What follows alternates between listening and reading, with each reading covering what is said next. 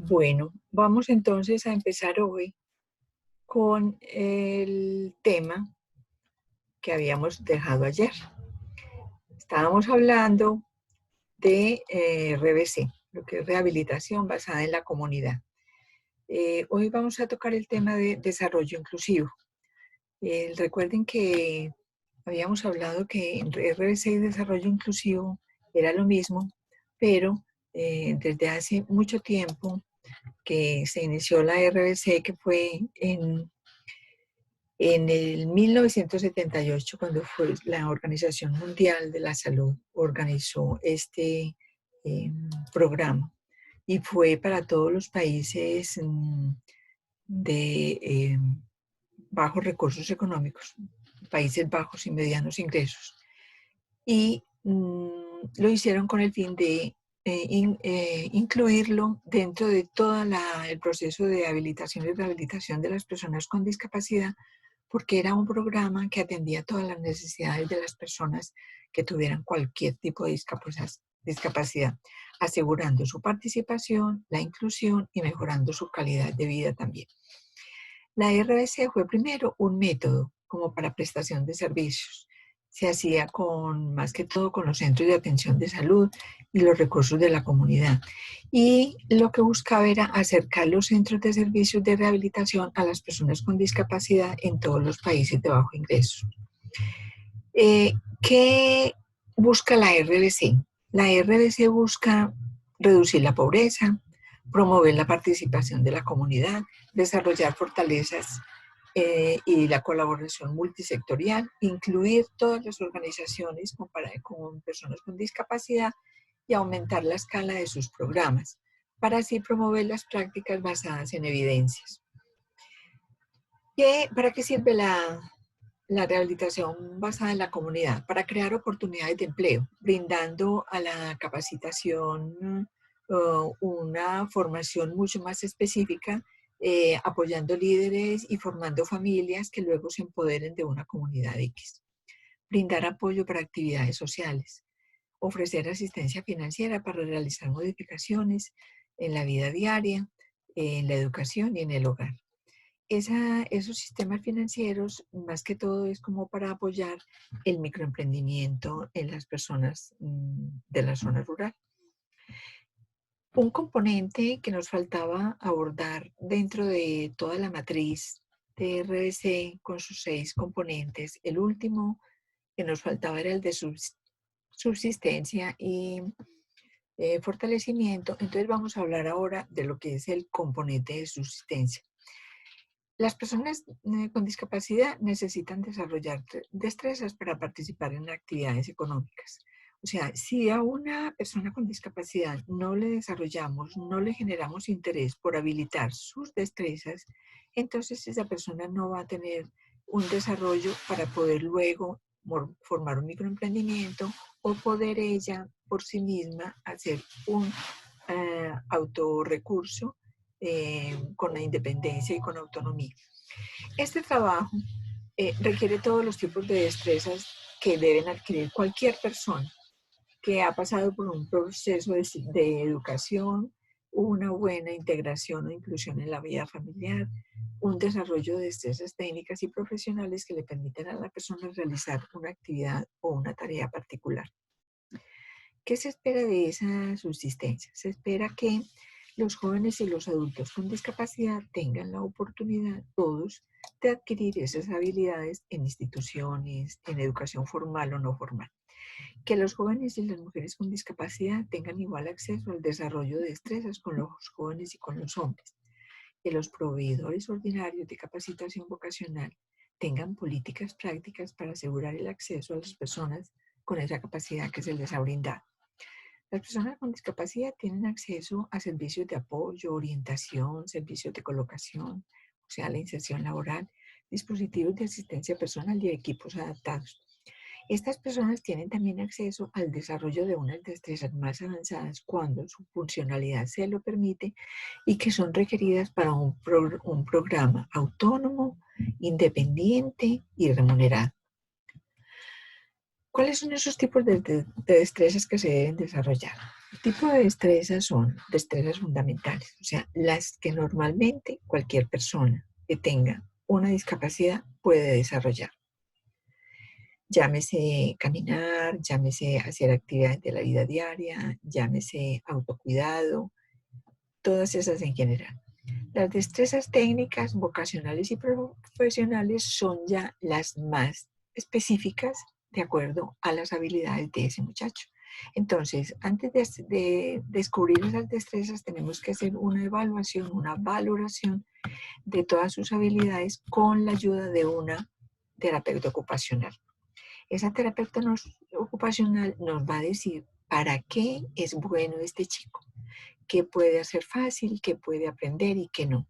Entonces así, cuando tenemos esa valoración, los muchachos están asegurados de que el proceso que se va a seguir con ellos va a ser el ideal, porque ya está evaluado y ya sabemos que él puede con esas destrezas. Y las destrezas fundamentales para la vida es las que tiene que aprender todo chico, todo joven, todo adolescente, que vaya a empezar a hacer una vida social activa, de aprender a salir solo, a reconocer el dinero, a sentarse en un lugar y pedir un café y comportarse normalmente, que tenga manejo de norma, manejo de reglas, que tenga una estabilidad emocional que le permita estar en una sociedad sin problema con ninguno. ¿Eso qué requiere? Requiere un esfuerzo propio. O sea, muchas veces ellos no tienen claro que esas habilidades las poseen y se niegan a hacer cosas diferentes a las que siempre ha hecho. O sea, están en su eh, sitio, en su zona de confort y no quieren cambiar. Entonces es una voluntad propia, que ellos permitan realmente hacer esos cambios en él. Que esas actividades que le sugerimos sean realmente las que él quiere, las que le sirve y las que él va a disfrutar. Eh, la búsqueda de una vocación, tenemos, como decimos, perfilar en este muchacho para que es bueno y darle esas herramientas para que haga un trabajo específico bueno. Ayúdale a fomentar los ingresos de ahorro, o sea, con ese desarrollo de esas destrezas, el chico va a poder o tener un microemprendimiento o vender alguna de todas sus, eh, eh, como, algún microemprendimiento que tenga y que él pueda vender todo lo que él haga y le permita hacer unos ahorros y tener unos ingresos propios. Facilitar la capacitación en instituciones especializadas. Es muy importante que a través de RBC se permita que esta facilitación de capacitaciones de otras personas dentro de la zona que no conocen o que no manejan se puedan hacer, porque entonces es una capacitación práctica que se va a realizar para que luego con esos grupos de jóvenes, líderes o profesionales voluntarios que van a trabajar en esa zona puedan capacitarse para apoyar esta población.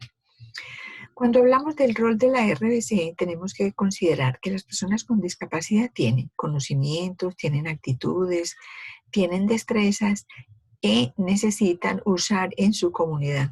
Es muy importante eso, o sea, cuando nosotros les desarrollamos esas capacidades, él tiene que entender que esas capacidades las va a poner en función de una comunidad, una sociedad, una pequeña empresa donde él va a trabajar o en su familia. ¿Y cuál va a ser el rol? Es la oportunidad que tiene de adquirir dentro de ese trabajo nuevos conocimientos y tomar nuevas actitudes. ¿Y en qué programas? Básicamente en el programa donde se le facilite el acceso, donde tenga las herramientas, los procesos de enseñanza para que ellos realmente se puedan capacitar en esto. Dentro de subsistencia hay un área que se llama trabajo por cuenta propia. Estas son las oportunidades que tienen las personas con discapacidad de los Países Bajos cuando nosotros los preparamos para que él se gane sus propios medios, para que él venda y adquiera sus propios recursos. Entonces, lo que decíamos ahora es entrenarlo, buscarle su funcionalidad y darle exactamente la habilidad que él tiene, darle todo ese proceso de avance para que él lo pueda emplear y lo pueda poner al alcance de cualquier otra persona que lo pueda utilizar. El autoempleo es el que se puede adquirir por cuenta propia, o sea, yo creo que diría que es uno de los más comunes dentro de las personas con discapacidad, porque muy pocas empresas, a no ser que sea un chico con unas habilidades funcionales óptimas, pueda él realizar un trabajo en esa empresa. Entonces, casi siempre va a ser por autoempleo. Él mismo va a ser su propio jefe, va a tener sus propias ventas y va a generar sus propios recursos. Esto lo lleva a formar microemprendimientos, o sea, pequeñas empresas o empresas de mediana cobertura. Por lo regular esto sucede en muchachos que tienen esas capacidades y que ya han desarrollado ciertas habilidades y la familia le facilita todo este proceso para que ellos realmente puedan hacer un trabajo por cuenta propia o ganarse sus propios pesos, pero con la ayuda del papá o la familia, teniendo en cuenta de que ellos van a tener sus propios recursos, pero este también los va a generar y va a disfrutar de ellos. Cuando hacemos un recuento del trabajo por cuenta propia, y es un trabajo remunerado, porque se supone que este trabajo por cuenta propia va a tener una ganancia en pesos, entonces él va a acceder a que ese empleo tenga un proceso donde él pueda estar en igualdad de condiciones y un tratamiento igual en su sitio de trabajo. Cuando hablamos de que hay un chico que está trabajando solo con un autoempleo, pues él maneja por su propia cuenta sus tiempos, sus habilidades y no hay que rendirle cuenta a ninguno frente a todo el proceso que está manejando. Pero cuando hablamos de un trabajo remunerado, él está sujeto a un horario, a ciertas tareas, a ciertos descansos, cierto tipo de trabajo que él debe responder y una calidad de servicio que también se la van a valorar. Entonces ahí es cuando el empleo remunerado se vuelve para él un poquito más complicado cuando él no está formado para llevar una rutina de estas, para tener una jornada de trabajo laboral con una hora de entrada y una hora de salida, un tiempo para su descanso, su café o un tiempo para el almuerzo. Pero cuando esto se logra y las personas, las empresas que están haciendo este tipo de empleo remunerado, asistido o apoyado de personas con discapacidad, es cuando esa empresa se está preparando y está facilitando la manera de que ellos puedan lograr esos tiempos, cumplir esos horarios y hacer esas jornadas que el mismo jefe le exige. Entonces, esa persona, aunque no esté en igualdad de condiciones, va a poder responder a un trabajo y va a poder tener eh, el gusto, digámoslo así, de participar en una empresa, de ser tenido como un empleado más, cuando él puede lograr ese nivel de eficiencia frente a los otros que tienen todas sus habilidades y todas sus potencialidades. ¿Cuáles son esos tipos de empleo? Entonces, para los muchachos con discapacidad hay varios tipos de empleos, pero los más comunes son el ordinario, un empleo ordinario donde el muchacho va, hace su trabajo, cumple su jornada, él realmente puede desempeñarse solo, se necesita solamente una orientación de qué es lo que tiene que hacer, porque es un chico que ya está completamente preparado para hacer una rutina, para cumplir un trabajo, ya sea una parte de un proceso o un proceso entero. Decíamos en una clase pasada, que los muchachos se pueden entrenar para una tarea o parte de una tarea. Entonces, la tarea completa es, el trabajo final es meter en una caja unos zapatos, ponerlo en sticker y guardarlos en una caja grande para luego llevarlos a los distribuidores. Pues resulta de que este chico puede llegar solamente a armar la caja. Otro puede llegar a hacer solamente guardar los zapatos dentro de la caja, sellar la caja y ponerle el sticker. O puede uno solo hacer esas tres cosas y es un empleo ordinario común, no es de mucha demanda, pero él se entrenó exclusivamente para hacer esa función. Entonces hay empleos donde uno puede perfectamente preparar muchachos para un tipo de trabajo, o sea, es mirar en la comunidad, en esa sociedad, qué empresas hay, cómo son los procesos de trabajo que tienen ahí y mirar dónde encajarían estos muchachos. Cuando la empresa permite que ellos vayan, hagan unas prácticas como voluntarios y conozcan todo el ensamble y todo el manejo de una factoría o de una empresa, ellos fácilmente se pueden ubicar ahí y hacer un trabajo perfectamente independiente, con muy buenas condiciones y un excelente empaque. Pueden inclusive llegar a meterlos en las cajas. No sabrán contar, pero si le dicen que tiene que llenar la caja o tiene tantas cajas que organizar ahí, ellos probablemente también lo van a hacer. Ese es el empleo ordinario. Cuando hablamos de un empleo con apoyo, es el chico que probablemente en una empresa no lo van a recibir porque él va a necesitar un mediador o un ayudante que esté con él apoyándolo para que le, le ayude un poco a hacer su labor.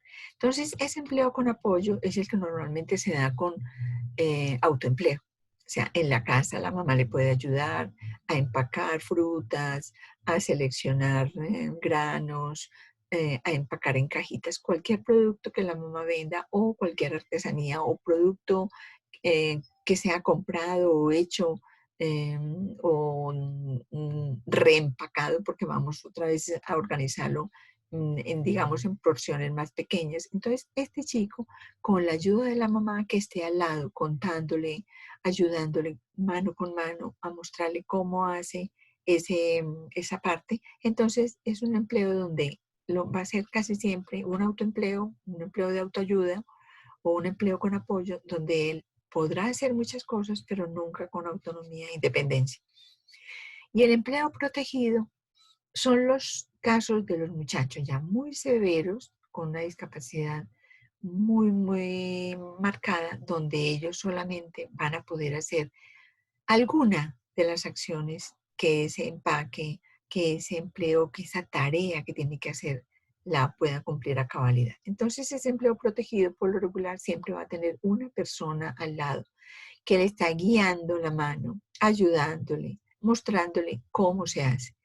Este es uno también que debe tenerse en cuenta porque aunque tengan unas discapacidades muy severas, ellos también tienen derecho a hacer un tipo de actividades y que ellos reciban una remuneración porque a la larga ellos se dan cuenta que con eso van a ir a un supermercado, van a ir a cualquier almacén y van a encontrar que con eso les dan algo, un chocolate, un pan o algo que ellos desean y saben que ese papelito simple, sencillo, que no sabe que vale $1, $10, que con eso le van a dar, le van a retribuir con algo que a él le gusta. Entonces, estos logros se hacen a través de apoyos.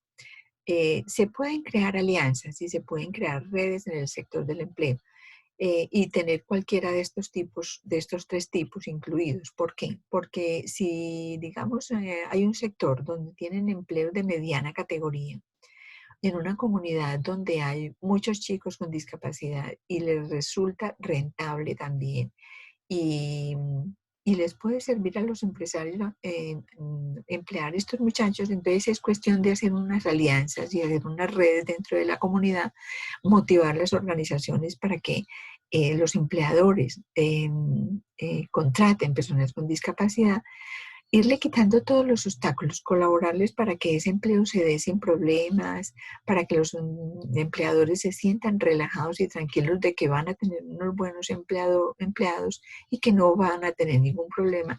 Y también motivar a las organizaciones privadas y gubernamentales para que este empleo se dé masivamente, porque estamos viendo que ahora realmente los personas con discapacidad son muy poco empleadas por estas mismas situaciones, o no están preparados, o realmente no saben las condiciones en que lo pueden hacer. Dentro de este componente de subsistencia, también están los servicios financieros. O sea, ¿cómo vamos permitiendo nosotros que un chico de estos trabaje, gane dinero, pero facilitarle también los servicios financieros? O sea, mostrarle que debe ahorrar, que puede tener créditos, que puede hacer aportes financieros de ahorros en un banco, que él vea cómo se hacen las transferencias, que pueda él tener ingresos como de una pequeña o mediana empresa y luego esos ingresos él sepa que los puede sacar y utilizarlos para algo más grande. Es incluirlos en todo este sistema de servicios para que ellos vean que hay otra manera de no gastarse el dinero y de que su dinero se ha guardado y recuperado en determinado tiempo. ¿Cuáles son las actividades sugeridas para este sistema financiero? Es promover el hábito de ahorrar. Entonces están los grupos de autoayuda. Entonces, por ejemplo, que la familia toda ahorre y le muestren que todos pueden empezar sencillamente por una alcancía y que cada uno tenga su alcancía y que él sepa que tiene que guardar allá sus monedas por ahora, inicialmente, y que a través de los meses y de todo lo que va a ir ahorrando, cuando la va a destapar, va a encontrar un montón de dinero y va a darse cuenta para qué le sirve todo eso en un solo paquete. Entonces, promover ese hábito de ahorro es muy, muy, muy benéfico cuando se empieza a hacer este entrenamiento con las familias, porque las familias tampoco ahorran. Entonces, yo no voy a pretender que un joven ahorre si la mamá no sabe ahorrar. Entonces, tengo que empezar por enseñarle a la mamá la importancia de que este chico tenga un capital guardado para alguna eventualidad, inclusive para un caso de enfermedad o de cualquier situación, o un viaje, cualquier cosa que él quiera hacer. Ayudar a eliminar la autoexclusión. O sea, nosotros tenemos que empezar a luchar en estas actividades laborales, tenemos que empezar a luchar para que este chico dentro de la empresa no sea excluido, ¿sí? Que sea tenido en cuenta como uno más. Dentro de su barrio, su comunidad, también sea reconocido y dentro de la familia también, porque muchas veces la familia también los elimina, los excluye. Entonces no lo sacan a ningún lugar, permanece solito en la casa, piensan que no sirve para nada, que no va a ser capaz de hacer ningún tipo de trabajo. Entonces tenemos que entrenar primero las mamás o hacerlo paralelamente para que las mamás vayan entendiendo a dónde pretendemos llegar con estos muchachos. Implementar modelos en su comunidad. Es muy importante que una experiencia de esta sea replicada con varios para que luego todos se encuentren, comparen y vean que son negocios exitosos y empiecen a aumentar los negocios con otras personas que se quieran sumar. Esto es una cadena de capacitación, cadena de modelos y cadena de accesos a servicios de todo tipo, ya sean culturales, recreativos, económicos. Entonces, estos servicios van a llevar al muchacho a que él vea que realmente ser una parte integral en la sociedad es muy importante. Ya no se va a sentir solo, va a tener amigos y puede que sus amigos no tengan ningún tipo de discapacidad. Simplemente hace amigos de acuerdo a sus necesidades o a su empatía, o también compañeros de trabajo que han descubierto que es muy hábil para trabajar, que es muy buen trabajador y van a conseguir un grupo de amigos que se van a sostener al final.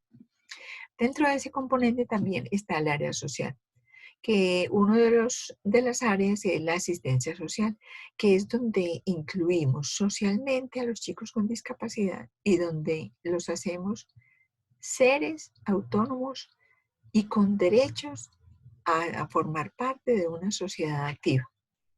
Ellos tienen derecho a que sean tenidos en cuenta, a que sean protegidos, que sean cuidados, que sean invitados. Tienen derechos a tener muchas reuniones, habilidades, a participar en todos los eventos de su comunidad, de su sociedad y ayudarle a que la familia también participe porque ellos solo no lo harían. Sería con el acompañamiento de la familia. Para el desarrollo personal, ser incluido activamente en la vida social y la familia es muy importante. Los muchachos se sienten completamente transformados cuando los saludan, cuando tienen vecinos que lo acompañan, que lo invitan a fiestas, que salen con ellos hasta el parque, cuando va a una iglesia y lo saludan, todos lo reconocen.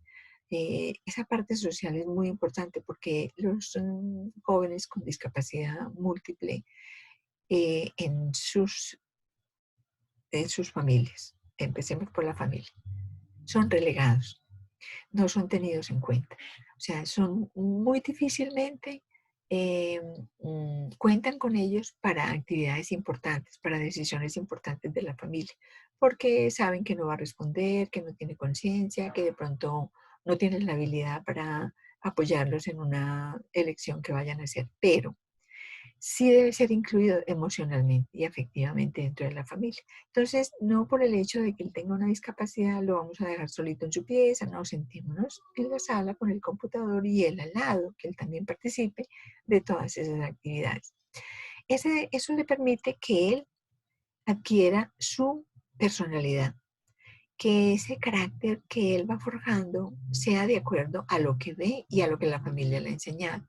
Porque si él no participa de esto, entonces no va a tener modelos, no va a tener a quién seguir y por lo regular ellos siguen lo bueno y lo malo. Entonces cuando ve malos comportamientos, también va a tener malos comportamientos, que hay que cuidarse de que no se propaguen y de que sean cortados en el momento oportuno. Pero cuando esa inclusión permite que no solamente participe activamente en la comunidad, sino que le den el espacio para que él sepa comportarse a la altura, entonces ellos se van a sentir plenamente desarrollados. Permitirle que participe en todas las actividades sociales de la comunidad. Si tiene una religión específica, llevarlo a los servicios de la iglesia, que él que tenga su carnet de identidad, su cédula, que él sepa que tiene lo mismo que tienen los demás y que si él va a ir a un lugar y le piden su documento lo muestre, eh, que tenga su propia autoestima, porque por lo regular, como son personas tan solas y tan aisladas, entonces son pasivos, su autoestima es muy bajita, no se tienen confianza, la calidad como persona es baja. Entonces no pierden como ese derecho a hablar, derecho a exigir, derecho a tomar sus propias decisiones. Y como las personas con discapacidad enfrentan tantas barreras en la sociedad, hay que buscarles oportunidades para que ellos participen. Entonces, no perdernos el evento cultural que tiene la comunidad o el barrio, la fiesta, cualquier tipo de fiesta que la familia o los vecinos inviten, las festividades en la iglesia también, si hay actividades recreativas y culturales o deportistas, todo lo que sea de evento de ciudad, ellos tienen que estar ahí. ¿Qué es lo que pasa con las personas que tienen este tipo de discapacidad? Las mamás no les gusta sacarlos porque, por una parte, o se avergüenzan de sacarlos y de mostrarlos en un ambiente donde todo es normal. También puede ser que se sientan mal porque el niño tiene unos comportamientos inadecuados, entonces ella se siente mal porque él no tiene el conocimiento o no tiene la sensatez de hacer lo que hace todo el mundo. Y también por comodidad, porque a veces para las mamás y las familias es más cómodo irse sola, se sienten libres, y que es muy razonable. Se sienten con esa libertad de hacer sus propias actividades sin tener que estar cuidando a alguien al lado. Entonces, esa misma situación que como cuidador a veces le agobia, le cansa, se refleja en este comportamiento cuando hay actividades sociales en las cuales dejamos los chicos en la casa. Necesitamos que todas las personas con discapacidad sean tratadas como miembros iguales en la sociedad. Esa igualdad muy difícilmente se logra si la mamá no tiene el concepto y la seguridad de que su hijo merece ese trato. Entonces, como las mamás minimizan un poquito o mucho también las cualidades, las características, las habilidades o las destrezas de sus hijos, así los tratan y así los ve la sociedad. Cuando la mamá muestra uno de sus miembros, de sus hijos con este tipo de discapacidad a la altura y no le importa que haga o no haga, que se comporte mal y reconocerle públicamente que sí es que él tiene malos comportamientos o es que él, por la situación o la música lo está irritando o tanta gente lo saca de sus cabales. Entonces, eso ella lo va asumiendo hasta que va a llegar un momento donde de tanto sacarlo el chico va a tener unos comportamientos adecuados. Porque la mayoría de las veces, los jóvenes cuando salen a la calle la primera vez se portan mal. Y no es porque se porten mal, sino, por ejemplo, que puede ser de la emoción que se les dé por gritar, por aletear, por saltar, por hacer actividades, movimientos y ponernos en una situación que no sabemos cómo controlar. Pero a medida que ella lo va sacando, si ella le va diciendo que tiene que comportarse bien, que no haga esto, que haga tal cosa, el niño va aprendiendo o el joven va aprendiendo porque ellos son, eh, todos somos rutinarios y ellos más. Y a ellos se le empieza a darle unas normas de un comportamiento en un lugar, ellos van aprendiendo. En el segundo, de pronto va a ser menos y ya en la quinta salida, ya el niño va a tener un comportamiento como cualquier otro ser humano. Pero, ¿qué es lo que pasa? Que esto lo tenemos que hacer muy medidamente y tratar de que los muchachos, cuando van a hacer la primera salida, no sea en unos lugares de público muy numeroso para que no me dé más pena, ¿sí? Sino que voy a tratar de llevarlo a un lugar donde haya poquitas personas y que no se note mucho, o que si se nota, pues yo voy a poder decirle a unas 3, 4 personas, no, es que mi hijo tiene esto y se porta así, pero no ante una multitud de un evento o de cualquier público masivo que todos se van a enterar o que va a oír. Entonces ya la mamá se va a sentir más mal todavía. Entonces, la idea es que la mamá busque primero lugares, que lo vaya sacando paulatinamente a lugares donde no haya mucha congestión, donde haya poca gente y donde sea bien mirado y bien tratado. Y ella puede ir buscando esos espacios con las amigas, con los vecinos y después ya ir saliendo mucho más lejos.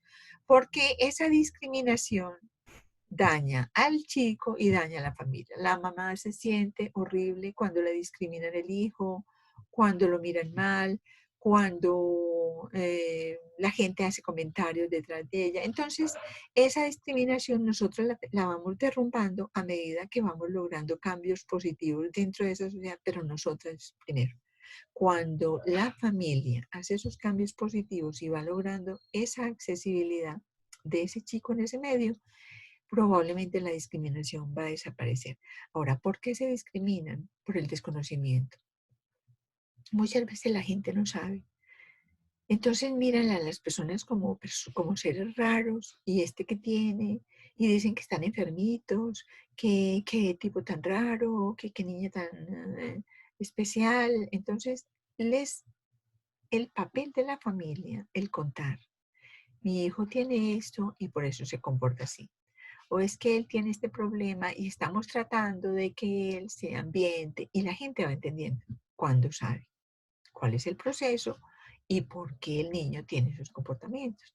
Entonces a veces no nos cerremos nosotros en guardarnos toda esa angustia si lo que tenemos es que sacarla y compartirla. Y tenemos que asegurar que esa participación sea plena, o sea, que no sea por partecitas, que un día lo aceptaron en un lugar y el otro día no, no, que sea aceptado en todos los espacios. Pero les repito, hay que irle mostrando dónde va sintiéndose bien.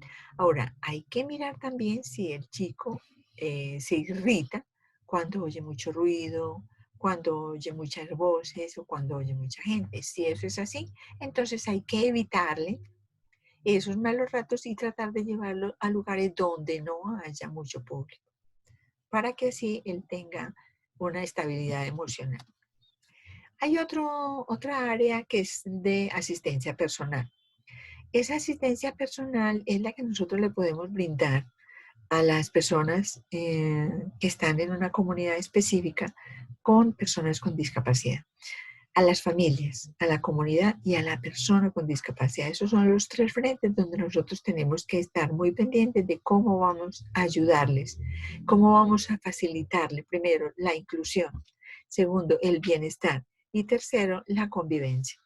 Cuando logramos que esas 3 cosas se den, entonces, y permitimos que esas necesidades les sean satisfechas, entonces podemos decir que los niños tienen una vida plena, una actividad normal como cualquier otro muchacho, y que necesitamos es ya mirar qué es lo que esa persona necesita para que él sea autónomo, para que él sea más independiente y para que él pueda realmente incluirse en un medio como este.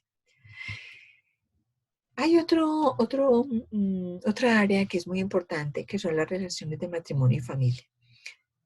Ustedes saben que las familias son muy diferentes todas. Hay familias nucleares, es la familia que tiene mamá, papá y los hijos, una familia estable, ordenada, organizada, ¿sí?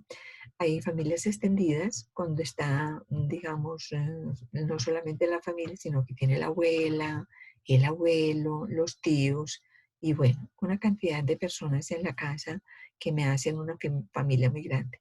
Hay otras familias que son ya mucho más especiales, que es, por ejemplo, la familia de la mamá con el hijo o del papá con el hijo. O sea, son familias mononucleares, llámese mamá o papá, cuando es un jefe de hogar, que ese jefe de hogar puede ser la mamá o ese jefe de hogar puede ser el papá. Entonces se da cuando son parejas que se han separado y les ha quedado la custodia a uno de los dos. O el caso de madres solteras que tienen un hijo y les toca asumir con ellas toda la responsabilidad. Hay otras que son todavía mucho más delicadas, que es cuando muere papá y mamá y los niños pasan a ser los jefes de hogar. El mayor le toca asumir toda esa responsabilidad, todas esas cargas familiares que conlleva criar los hermanitos, sostenerlos, alimentarlos, darles la educación y ayudarles a crecer. Y ahora la más común ahora, que es la de acogida o adoptiva, la madre la familia que no tiene hijos, que adoptan o acogen a alguna persona de fuera. Ese es el tipo de matrimonios y familias. Cada una de ellas encierra sus dificultades. Y esas dificultades deben ser manejadas dentro de la familia, dentro del núcleo familiar, dentro de la comunidad, con mucha calma, con mucha decisión, con unos profesionales muy competentes para ayudarles a mejorar situaciones muy particulares. Por ejemplo, maltrato entre la pareja, o maltrato con los niños, o maltrato con la familia, digamos, si tratan mal a la abuela, al abuelo. Si la madre sola, por irse a trabajar, deja a su niño o su niña sola, ¿sí? Si los niños están mal alimentados porque no tienen la comida suficiente, no tienen, fuera de eso, no tienen el tratamiento adecuado según la edad. Y, por ejemplo, los adoptados, que pueden resultar los mejores, porque si una persona adopta es porque tiene con qué sostener esa persona. Pero muchas veces esas adopciones también generan muchos problemas emocionales. Si están ya en cierta edad, si son pequeñitos, pues probablemente no los van a sentir, y si es bien tratado, menos. ¿Qué pasa con esto? La mayoría de las familias, no digamos todas, pero sí la mayoría de las familias de las comunidades rurales son disfuncionales. Y son disfuncionales porque tienen que cargar con un montón de cosas a sus espaldas: la pobreza, la discapacidad de un hijo dentro de la familia, eh, un esposo que puede o no colaborarle, los otros hermanos que no estudian, que no trabajan, una carga afectiva que manejen entre ellos porque no son de buenas relaciones. Entonces, se encuentra uno y se enfrenta uno con unas situaciones que uno a veces no sabe por dónde empezar. Dentro de la RBC, esta es una parte muy importante y se cuenta con psicólogos, con terapeutas, con trabajadores sociales que puedan mejorar esta parte. Entonces, si nosotros desde un comienzo que vamos a una comunidad, vamos a hacer un trabajo rural, con la experiencia o con la estrategia de RBC, si podemos ver que esta estrategia la vamos a implementar, que va a ser muy productiva, que es necesaria, que va a ser muy importante dentro de la comunidad, empecemos primero a indagar cómo están esas relaciones familiares. Cuando nosotros atendemos la familia primero que la comunidad, logramos mucho, Porque si nosotros nos metemos en la comunidad, van a llegar las familias y probablemente se van a quedar o probablemente no. ¿Sí? Y las más negadas a reconocer sus problemas y sus falencias son las que más difícilmente nos va a dar, nos van a dar dificultad para atraerlas, para motivarlas a que se incluyan y participen de un programa que yo vaya a llevar a la comunidad. Entonces, ese trabajo de los expertos, de los psicólogos, básicamente, va a consistir en conocer cómo es cada familia dentro de esa comunidad. Entonces, el sondeo que se hace es inicialmente a partir de las necesidades. Entonces, cuando hacemos reuniones con las familias, nosotros empezamos a descubrir, con solo ver las familias descubrimos cuáles son sus necesidades. Muchas se nos van a acercar y nos van a decir qué es lo que necesitan, otras probablemente no, pero esa observación de ese medio, de esa comunidad, es el que nos va a permitir hacer un buen trabajo luego. Entonces, empecemos siempre por las familias, aunque el muchacho es muy importante, pero el pilar de este chico es la familia, es la mamá y es el papá. Si no tiene sino mamá, entonces es trabajar con la mamá. Si tiene mamá y papá o las abuelas, inclusive incluirlas también dentro de todo este proceso, porque las abuelas a veces son las que nos desbaratan con todo el amor que tienen por sus nietos, nos desbaratan todas las cosas buenas que nosotros podemos hacer, porque ellas son muy querendonas, amorosas, malcrían los chicos, a veces hasta se disgustan con la mamá porque los castiga, porque los regaña, porque no les permite estar todo el día en una cama, sentado, acostado. Entonces, hay que incluir toda la familia. Estas capacitaciones se pueden hacer dentro de uno de los programas que vimos del tipo de servicios que vimos al principio, que son los centros de respiro. Estos centros de respiro son muy ricos porque nosotros vamos con una mirada diferente a cómo abordar la familia. No la vamos a abordar desde su carencia de que no sabe cómo manejar el chico, de que tenemos que enseñarle a que él se comporte bien, no, sino desde sus carencias. Entonces es una persona que efectivamente le está faltando algo, que no tiene tiempo disponible para ella, que es necesario que ella se tome sus tiempos libres, que salga con sus amigas o busque amigas si no las tiene, que se haga unos programas sencillos, simples, dentro de la comunidad o fuera de la comunidad, ella solita o con miembros que no sean de la familia. Se llama centro de respiro porque es eso, darle un respiro a las familias para que ellas puedan pensar en ellas. A todas las parejas se les olvida en un momento de su vida que son hombres o que son mujeres. Se les olvida porque se dedicaron tanto en el matrimonio a tener hijos y a criarlos que se olvidaron de ellos. Entonces, cuando se olvidan de ellos, vienen los fracasos, vienen los cansancios, los resentimientos, las angustias, la pereza, la inercia de hacer cosas diferentes, pero cuando se les revive esa imagen de ellos, de que mírese, usted merece tener su tiempo libre, usted merece irse con sus amigos a charlar, usted, mamá, merece irse a tomar un café con sus amigas, irse a un parque, hacer una siesta, ver pasar la gente, irse a comer un helado, cualquier cosa de estas, y que se olvide por 5, 10, 15, 20 minutos, una hora o dos, que tiene familia, que tiene hijos. Eso es desconectarse y esa desconexión es lo que le da el respiro a ella de sentirse como un aire fresco que le entra y dice, ay, qué rico me sentí hoy porque no tuve presión de nada, no tenía que, nadie me estaba mirando, no tenía que hacer absolutamente nada y estoy antes descubriendo que disfruto yo estar sola, por ejemplo. Entonces, cuando eso pasa, es el momento de que nosotros empecemos a darle a las mamás algunas indicaciones de cómo lograr esos espacios. Miren que la mamá, por ejemplo, cuando tuvo los hijos, se olvidó de ella a tal punto que dejó su proyecto de vida. Nosotros le preguntamos a una pareja o a una mamá cuál era su proyecto de vida. Y su proyecto de vida no era casarse y tener hijos. Muchas de ellas nos dicen eso. Yo hubiera querido terminar la primaria, terminar la secundaria, ir a la universidad.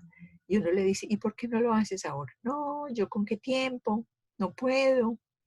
mis hijos. Entonces, claro, es mostrarle cómo puede hacer ella ese proceso sin que sea tratado o mirada como una mala madre porque dejó el hijo una tarde solo. No, es que ellas creen que sí, son muy buenas mamás porque están las 24 horas del día al lado de su hijo. Eso las hace a ellas sentirse útiles, sentirse importantes e imprescindibles para sus hijos, pero no, hay que convencerlas de que eso no es así. O sea, el hecho de que yo esté por un lado fuera sola y mi hijo me lo esté cuidando otra persona no quiere decir que lo quiera menos, que lo desatendí o que sea una mala madre. Cuando la mamá o el papá entienden eso, las relaciones cambian. Y la actitud de las parejas también. Entonces se pueden manejar muchas relaciones de pareja, se pueden manejar muchas desamores que han pasado ya por el tiempo, empezar a revivir otra vez como esa época linda que tuvieron recién casados, volver a buscar otras alternativas que les permita vivir diferente. Y soltar ese hijo, porque es que hay otra cosa importante y es que la dependencia, la sobreprotección de las mamás con las personas con discapacidad es impresionante. Ellas no lo quieren soltar, lo quieren cargar. Miren que una mamá habla de mi bebé y uno dice, ¿cuánto tiene tu bebé? Tiene 30 años. O mi bebé, ¿cuánto tiene tu bebé? Mi bebita tiene 15 años. Para ellas son los eternos bebés. Se quedaron de bebés. No crecieron porque ellas no lo dejaron crecer. Y es difícil, es muy complicado quitarle la idea a la mamá de que ese hijo crece, de que lo tiene que soltar, pero cuando ella ha sanado todas esas heridas y ha cerrado todas esas cicatrices que tiene con el tiempo de haber tenido un hijo con discapacidad, esas culpas que maneja porque ya la pareja se siente culpable de que su hijo tenga un problema escolar, cualquiera, no solamente una discapacidad.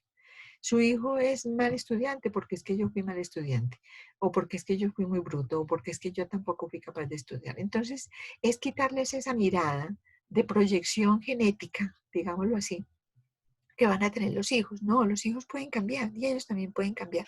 Si nosotros le permitimos que ellos sean diferentes, los hijos van a ser diferentes.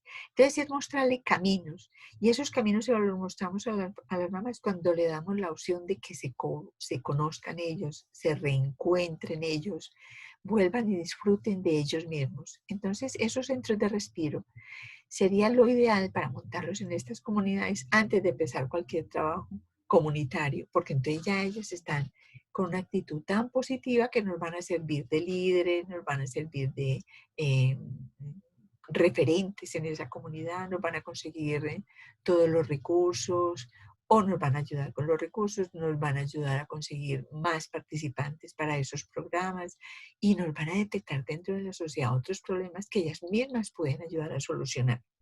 Entonces, fíjense que no es fácil, no es fácil este tema de manejar el área de relaciones, matrimonio y familia, pero sí se puede cuando se tiene con un buen equipo de trabajo, unos terapeutas muy buenos, con unas ideas muy claras y unos recreacionistas donde pongan estas familias a bailar, a disfrutar, a reírse, a hacer obras de teatro o a cantar lo que sea, o a pintar, dibujar, donde ellas se vean con otras habilidades y en otros momentos mucho más importantes. Bueno, la familia. La familia definitivamente es lo más importante como núcleo para cualquier sociedad. Esta diversidad de familias es lo que nos ayuda también a tener una diversidad de culturas. Entonces, es muy importante que esta familia, como les estaba diciendo, sea el pilar de todos los procesos que se hagan de renovación, de cambio, de rehabilitación, de habilitación o de procesos laborales dentro de la comunidad. Sin la familia nosotros no podemos hacer nada. No podemos hacer nada porque si nosotros no nos preocupamos primero por la familia, pues no nos va a facilitar a los muchachos. Ella pues con todo derecho decir, no, mi hijo no sale y no va a esa capacitación, no va a ese proyecto, no va a hacer esto, porque ella lo puede hacer. Entonces, cuando nosotros motivamos, seducimos a la familia primero y las tenemos ya todas conformadas como un grupo, una red, muy, muy unida, muy clara, con unas ideas muy renovadas, ellas ya como con ese nivel de aceptación de ellas y de toda su familia, de su situación familiar. Cuando tiene todo eso, entonces la familia puede estar lista para que eh, esa instalación de programas en la comunidad se dé. Antes no. Entonces, si empezamos por la familia, nosotros vamos a encontrar que ese rol de la familia va a ser el pilar de la comunidad. El rol que desempeña la familia en esa comunidad va a ser lo que nos va a ayudar, lo que nos va a permitir que tengamos nosotros acceso, vía libre, y que dentro de la comunidad se manejen las buenas relaciones. Mire que las familias son tan importantes que son las que ellas prácticamente manejan las comunidades. Si se reúnen dos familias y entre las dos deciden algo, las otras se van uniendo, porque yo como persona extraña, llega a una comunidad, no me van a dar tanta acogida como una familia que está allá. Entonces yo tengo que entrar a mirar cuáles son las familias más influyentes dentro de esa comunidad. Y puede que esa influencia no sea de dinero, puede que no sean las que más recursos tienen, puede que sea la familia más querida, la más colaboradora, la que tiene más roce social y pueden ser las más pobres. O sea, valoremos las familias por lo que nos puedan dar de sus capacidades intelectuales, actitudinales, emocionales, afectivas. Eso es lo que a nosotros realmente nos interesa. Y cuando tenemos ubicadas esas familias, entonces trabajamos un foco de 2 o 3 familias, las organizamos, les contamos lo que vamos a hacer y ya ellas se encargan de expandir esa información. Y probablemente en la segunda reunión que nosotros vayamos, ya no vamos a tener 5, sino que vamos a tener 10 o 15. Y ya es empezar otra vez con otra finca, a contarle, a venderles la idea, como les digo yo, a seducirlas para que se metan en ese cuento, de formar capacitaciones, de hacer actividades con los muchachos, de cuáles son sus fortalezas, que descubran cuáles son sus fortalezas dentro de la comunidad para empezar a hacer categorías de microemprendimientos, de trabajo, las que les guste el campo, las que les gusta la culinaria, las que les gustan las manualidades. Y esos focos son los que se van a ir agrandando porque entonces vamos a tener unos líderes en cada centro comunitario y esos líderes son los que nos van a focalizar esta población y luego nos las van a organizar. Es más, muy probable, en 2 o 3 meses nosotros lleguemos y ya no tengamos mucho por hacer, porque ya las familias están tan empoderadas, tan convencidas de todo lo que van a hacer y lo que les conviene hacer, que ya probablemente no nos van a necesitar y vamos a ser simples espectadoras o participantes de ese encuentro. Entonces, fíjense que esto es lo que permite. Todo tiene una cadena. Entonces, tenemos unas familias muy empoderadas, tenemos unas familias ya muy reestructuradas, muy claras en sus ideas, muy participativas, muy activas, muy entusiasmadas. Y vamos a empezar a implementar dentro de esa comunidad otras áreas, por ejemplo, la cultura y el arte. Hay veces en las comunidades hay centros culturales, pero las familias, las personas no van porque solamente a leer, porque o no tienen, o el lugar no es lo más adecuado para ellos. Entonces es llevar esas mamás al centro de cultura si lo hay, o por ejemplo la parroquia a veces tiene una, un aula que es dentro de la casa cural, un aula donde se reúnen todas las personas, donde venden, donde hacen muchas cosas, es buscarnos un espacio allá, ¿sí? Entonces, es empezar a motivar a estas mamás que vayan abriendo espacio, buscando dónde pueden ellas ir acomodándose para hacer ese tipo de reuniones. Que si van a ir a oír, escuchar música, si van a ir a hacer arte, a pintar o a hacer manualidades. Eh, o, por ejemplo, a cocinar, a hacer alimentos. Eh, Todo esto de la cultura encierra lo que es el, el, el idioma, los valores, las creencias, los ritos religiosos y las prácticas que se hacen como familia ahí. Entonces, esas artes también están muy relacionadas con la cultura, que puede ser la música, la pintura, la danza, la literatura, el cine. Mire que a las mamás, ¿cuántas mamás no se ven una película, no tienen televisión? Entonces nunca saben qué es una película.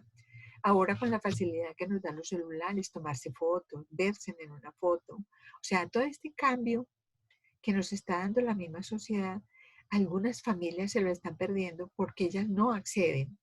No acceden y no acceden porque no tienen los recursos o porque a veces no saben cómo hacerlo.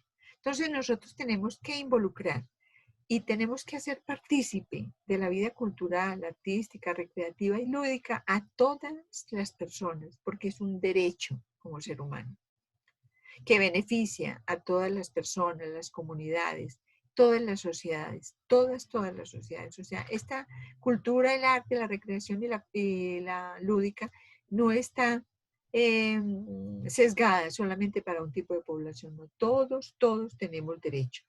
Bueno, y las personas con discapacidad, eh, ellas cuando se sienten apoyadas eh, y sienten que estos espacios son muy ricos para ellas, es cuando empiezan los momentos de recreación, esparcimiento y cultura.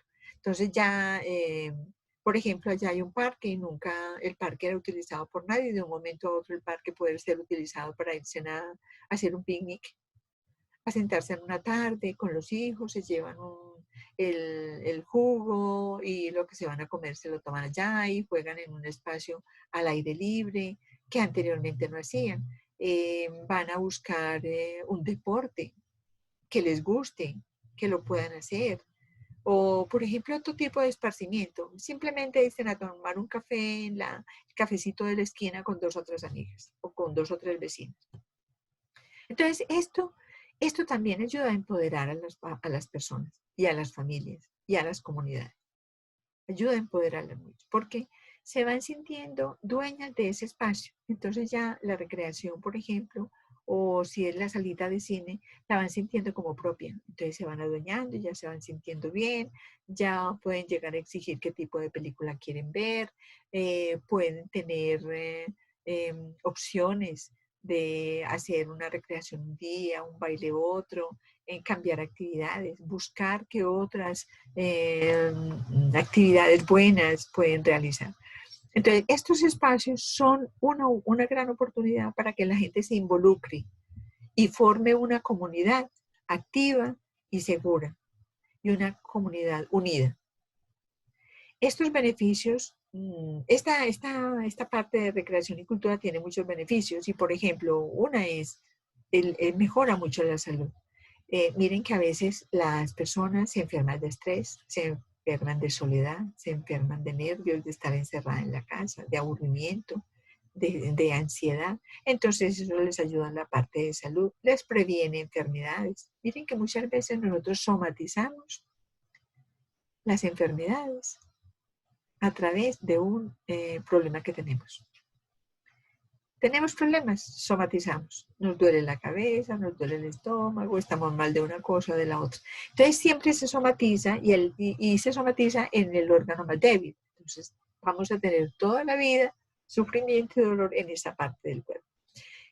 Vamos a desarrollar muchas destrezas físicas y sociales. Mire que la mayoría de las personas nos volvemos sedentarias, monótonas, ya no nos gusta movernos y pueden tener una piscina grande y nunca disfrutarla porque no saben nadar, buscar quien les enseñe a nadar, hacer ejercicios que terminan muy cansados, pero que luego van a ver el resultado. O sea, todas esas destrezas que queremos que los muchachos manejen, también lo tenemos que manejar con las familias y con los otros miembros de la comunidad. Aumentar la concientización de mejorar la inclusión social. Entonces, cada día es hablar un poquito más sobre lo importante que es que todas las personas estén incluidas. Y bueno, nosotros vamos a hablar de las personas con discapacidad múltiple, que son las que van a estar en esa comunidad, pero si no los hay, otros. Hay otras personas que están igual de vulneradas. Por ejemplo, hay discriminación racial, hay discriminación religiosa. Entonces, eso no se debe tener en cuenta en una comunidad. Cada uno debe ser libre de tener su espacio, de hacer sus cosas. Entonces, toda esa inclusión debe mejorar, porque esto es lo que nos permite tener un buen desarrollo a nivel comunitario. Cuando hablamos de recreación, cultura y ocio, ahí estamos utilizando tenemos que hacer partícipe la inclusión, porque eso nos permite aumentar las oportunidades de las personas para ser incluidas, tenidas en cuenta y ser valoradas dentro de una comunidad. También porque mejora la rehabilitación de las personas a través de la salud, a través de la sociedad, a través del campo social, de la parte afectiva. Bueno, ¿cómo hacemos para visibilizar la cultura y el arte? Nosotros tenemos que empezar por romper ese estigma, el estigma de que yo no puedo acceder a una clase de música porque es que yo no sé tocar ningún instrumento. Yo no puedo tener ninguna clase de arte porque no. O sea, nosotros cuando estigmatizamos nuestros niños, que nosotras mismas como familias, son estigmatizados porque la familia dice, no, no, no, es que él tiene discapacidad, él no puede ir allá. Él tiene discapacidad, él no es capaz de.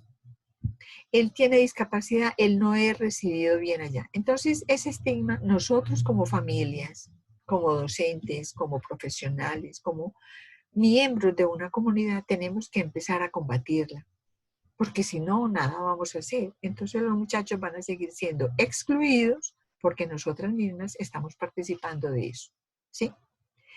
Todos los jóvenes, niños, jóvenes y adultos con o sin discapacidad deben y tienen que participar en actividades culturales y recreativas. Ustedes no saben lo felices que son los niños cuando pintan, cuando cantan, cuando tocan un instrumento, cuando salen a bailar, cuando salen a jugar. Les encanta el fútbol, les encanta la piscina o simplemente jugar con cualquier pelota en plena calle. Entonces, esas actividades no se las podemos negar a los niños. Y ahora que tenemos la oportunidad de que los niños puedan acceder medio tiempo solamente a la escuela, o una jornada menos cortica, o que un fin de semana ellos puedan participar en estas actividades. Pero deben ser buscadas y deben ser orientadas e instaladas dentro de la comunidad y por parte de los adultos, porque los niños solos pues no van a tener la opción de buscar tenemos que implementársela, buscar personas voluntarias, llevarles música, conseguirles los instrumentos, adaptarle lugares donde ellos puedan hacer un buen deporte, facilitarles materiales para que hagan sus propios juguetes con material reciclado. Bueno, que también se busca que las organizaciones y las comunidades apoyen la inclusión dentro de sus actividades y los programas culturales. En las comunidades a veces hay organizaciones que están ahí, pero sabemos muy poco de ellas, porque son organizaciones cerradas, que fueron y se instalaron en una comunidad y que probablemente ayudan a un segmento de población, pero otra población no se ve beneficiada. Entonces es empezar a indagar esas organizaciones que hay en la comunidad, qué hacen, para qué son buenas y qué tanto me puede favorecer a mí, a mi comunidad, a mi familia y a mi sociedad, meterme ahí a hacer alguna actividad cultural o artística. O hay organizaciones en otros lugares, por ejemplo, si es una zona rural que está cerca a una provincia o cerca de la capital o algún lugar, es indagar dentro de esas fundaciones quiénes podrían de manera voluntaria ir a esa comunidad y hacerles un evento musical, hacerles una tarde recreativa, hacerles una tarde de manualidades, porque todas estas organizaciones están disponibles para hacer ese tipo de programas. Lo que pasa es que nosotros no accedemos a ellos a veces porque no las conocemos. Entonces, por eso, cuando hablábamos de movilización social, era con ese fin. No solamente de ver qué tiene la comunidad, sino qué puedo yo buscar en otros lugares que le sirva a esa comunidad. Donde hay grupos musicales, donde hay cantantes, donde hay pintores, donde hay deportistas, todo tipo de personas importantes porque saben algo, tienen un oficio, un arte y tienen una experiencia en un campo, que puedan ir allá y organizar un domingo, toda una mañana, unas actividades culturales, por ejemplo. o unas actividades recreativas, ir buscando espacios, solicitar ese espacio prestado por 4 horas, donde a campo abierto podamos ir allá a hacer unas actividades de picnic, todo de 20, 30, 50 personas se puedan reunir allá todo un domingo, que lleven su almuerzo y se lo coman allá o su refrigerio y que disfruten de otros ambientes diferentes. Entonces, esas organizaciones son las que nos van a permitir el acceso a otros medios culturales, a programas y a otras actividades que nos van a servir para esta población. Tengo que incluir, indispensablemente, tengo que incluir las iglesias, los museos, las casas curales, por ejemplo, las culturales. Si hay, digamos, una agremiación, fundación, organización de pintores, de personas que hacen manualidades, ir a hablar con ellas y contarles nuestra intención, qué vamos a hacer. Vamos a hacer un desarrollo inclusivo en esta comunidad y vamos a necesitar personas como ustedes que nos regalen 1 hora, 2 horas con ese saber que ustedes tienen y convencerlos. Y con seguridad que nos va a resultar un montón de gente que va a participar porque la gente quiere. Todas las personas que tienen algo para dar lo quieren transmitir. Y entre más los utilicen, para ellos va a ser mucho más rica la experiencia y va a ser mucho mejor que los tengamos en cuenta. Entonces, esa experiencia es enriquecedora y es una de las más placenteras para las familias. Esa podría ser la primera porque es diversión, es irse a jugar, no les va a demandar ningún esfuerzo, sino antes liberarse de muchas tensiones. Bueno, ahora tenemos el área de la justicia. Se refiere a todas las habilidades de las personas para usar los sistemas de procedimientos o lugares usados en la administración de la justicia. Todos los seres humanos nacen libres y con igualdad, dignidad y derechos. ¿Qué pasa con la justicia? Las personas con discapacidad no saben que hay justicia, ni entienden tampoco nada de justicia, pero si nosotros no implementamos con las familias unas capacitaciones donde ellas sepan a qué tienen derecho, qué puede pasar, cuando pase algo, qué tienen que hacer, las mamás resultan vulneradas en muchas situaciones. Entonces miren cuántos atropellos se cometen con las familias porque la familia no sabe defenderse de algo que injustamente le hicieron. Entonces es apoyarlas. Y esta justicia se hace a través de abogados, a través de personas que manejen ese campo de la justicia, donde las personas con discapacidad sean tenidas en cuenta. Hay casos, por ejemplo, de sordos. Yo me acuerdo aquí en Medellín que se vio un sordo involucrado en un robo.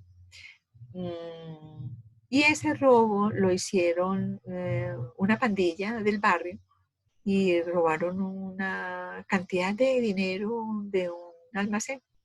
Y el sordo vio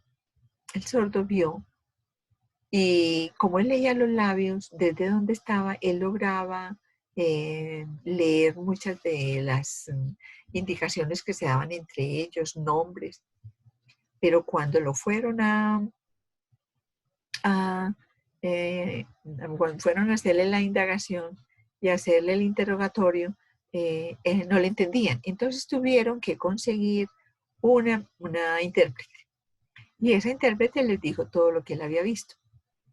Si en medio de esa situación, esa persona que sirvió de mediadora, de intérprete, no va y dice, repite exactamente lo que él había visto, probablemente no se habían enterado nunca de qué era lo que había pasado, ¿sí?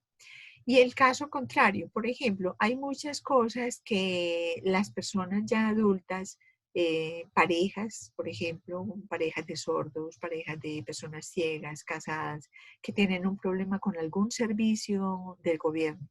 Y si ellos no tienen quien les apoye a ellos, igual, que me llegó la cuenta doble y que yo la pagué y mire el recibo y no le hacen caso y puede que no le reconozcan ni siquiera esa injusticia que están cometiendo. Entonces, esa parte de la justicia es para ayudar apoyar a las personas que no saben cómo hacerlo y ayudarles a que se haga justicia realmente, que las cosas se aclaren y que no piensen que porque ella tiene una discapacidad, entonces no, ella no sabe lo que está diciendo ni sabe qué es lo que necesita. Entonces, esta justicia es muy importante porque eh, también nos permite con todos los personas con discapacidad, adultas sobre todo, eliminar barreras, porque hay muchas barreras en la justicia y por ejemplo una es la ausencia de leyes políticas adecuadas.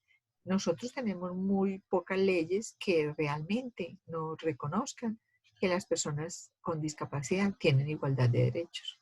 La convención, pero cuántas veces ni la convención nos sirve a nosotros para que esas personas accedan legalmente a hacer valer sus derechos. Muy difícil. Hay barreras físicas. Miren cuántas veces hay que poner demandas para que esas barreras físicas inaccesibles en lugares para las personas que tienen movilidad reducida, las que no ven, las que caminan con cierta incapacidad, puedan acceder a un lugar mucho más asequible. Entonces, esas barreras físicas, puede ir la persona con discapacidad decir que necesita una rampa y no se la van a poner, no. Pero tiene que poner a alguien que sepa, un abogado, que vaya y le ponga una demanda y le diga, mire, me caí o necesito que arreglen esto para yo poder entrar a mi casa o bueno, cualquier cosa. Las barreras de comunicación.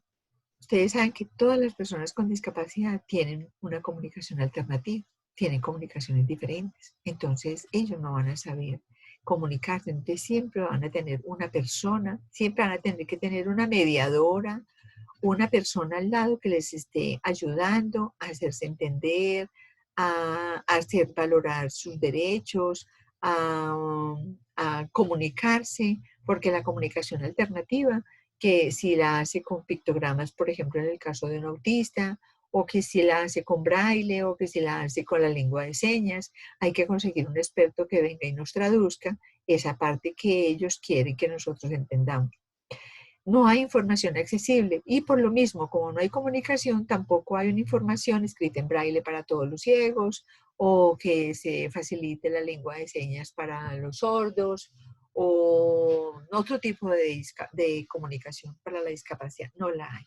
Esas son barreras de la justicia que nosotros como personas oyentes, como personas regulares, y ya en el caso de la justicia, los gobernantes, los abogados, que son los expertos en estos campos, tenemos nosotros que ayudarles a encontrar esa ayuda para que esas barreras que están puestas se rompan y puedan ellos acceder a otros servicios.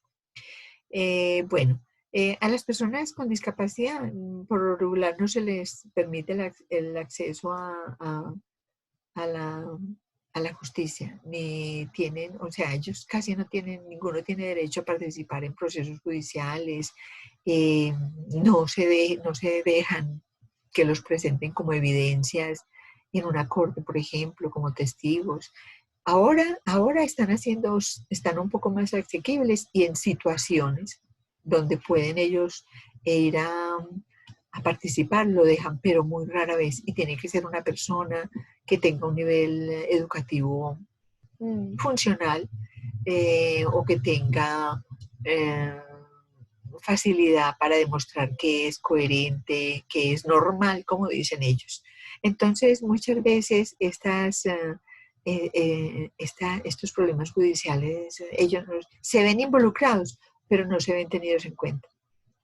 Entonces, muy rara vez, yo me quedé extrañada mucho cuando llamaron este sordo, cuando me llamaron a que les consiguiera un intérprete porque ese sordo tenía que hacer una indagatoria. Yo dije, wow, ¿qué pasaría? Entonces, fíjense que ahora los sordos sí están haciendo valer su derecho de conseguirse una intérprete a través de la intérprete e ir a hacer un reclamo. Es muy frecuente, por ejemplo, aquí en los servicios, hacer un reclamo de que los servicios no les llegaron o que le están llegando muy altos o que ya pagó esa cuenta o que se la están duplicando o lo que sea. En un banco, por ejemplo, tiene que ir con una persona a abrir una cuenta y tiene que tener doble firma.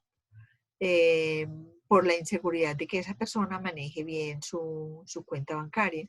Pero al menos eso. Pero antes era que años atrás no se conseguía ni siquiera que el muchacho pudiera acceder a este tipo de servicios. Entonces, ahora al menos ya es un poquito más asequible para hacer este tipo de tareas. Bueno,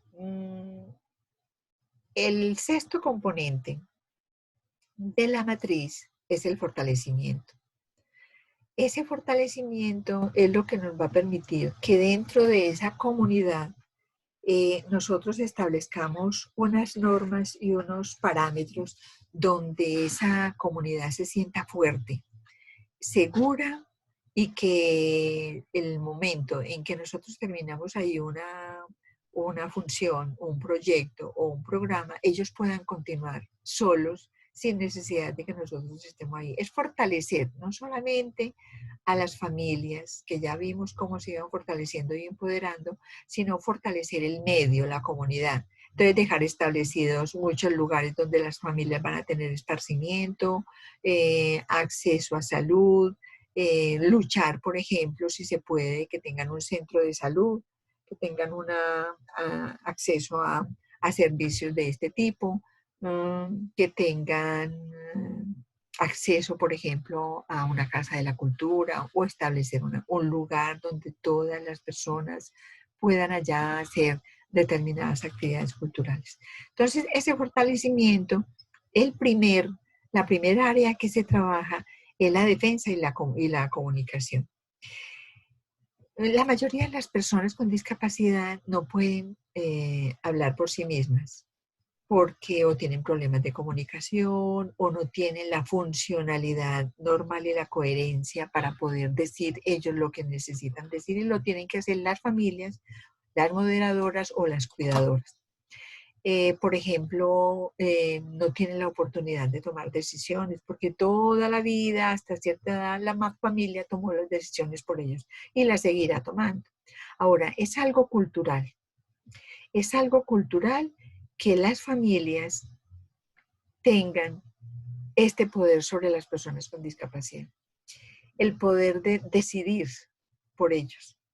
Porque como siempre han sentido que son los bebés de ellas, que son los hijos de ella y que ellas los crían y que por encima de ellas no pasa él y que, bueno, entonces con todos esos cuentos, ellas terminan hablando por ellos. Entonces cuando el chico tiene una necesidad, la mamá la dice antes de que él la manifieste. Y muchas veces ellos pueden tener esa oportunidad de hacerlo, pero no le damos ese espacio para que ellos lo hagan realmente. Entonces, esas oportunidades se las tenemos que fortalecer también a la comunidad. Es enseñarle a los muchachos que tomen sus decisiones, decidan por sí mismos, hablen por sí mismos, que esas decisiones abarquen todos los campos, decisiones familiares, laborales, políticas, de servicios comunitarios. Mejor dicho, tienen que ser tan visibles estos muchachos en ese medio que ellos sean parte de esa comunidad, porque no han sido parte de la comunidad, no han sido parte. Entonces lo que les decía que es cultural, porque fíjense que en nuestras culturas, bueno, no sé en Ecuador, pero por ejemplo aquí la cultura es que los hijos todavía viven con la mamá y el papá por muchos años, porque no es como en los países más desarrollados, que el muchacho a los 18 años va y consigue su apartamento propio y se va a vivir solo, o con la novia, o con el novio, o lo que sea. Nosotros no, nosotros seguimos pegados de la casa paterna o la casa materna, y seguimos ahí y trabajamos y apoyamos, sí, pero seguimos con la familia. Rara vez nos desprendemos de ese círculo familiar que tenemos. Entonces, ¿qué es lo que pasa? Que muchas veces, por ejemplo, se da que las personas solteras, sobre todo los hombres, hay algunos que se convierten en una carga para la familia, porque la mamá siempre los sostuvo, los mantuvo y los quiso y nunca trabajaron, y llevan 40, 50 años y la mamá los sigue manteniendo. Le sigue dando la comida, le da la ropa, el muchacho no trabaja, pero es el niño de la casa. Y la mamá nunca lo va a echar porque pobrecito, ¿para dónde se va a ir? Entonces esa situación es muy cultural. cultural nuestra. Entonces, cuando esas situaciones se dan, a veces es por el mismo, por la misma dependencia que tienen las personas solteras hacia los papás.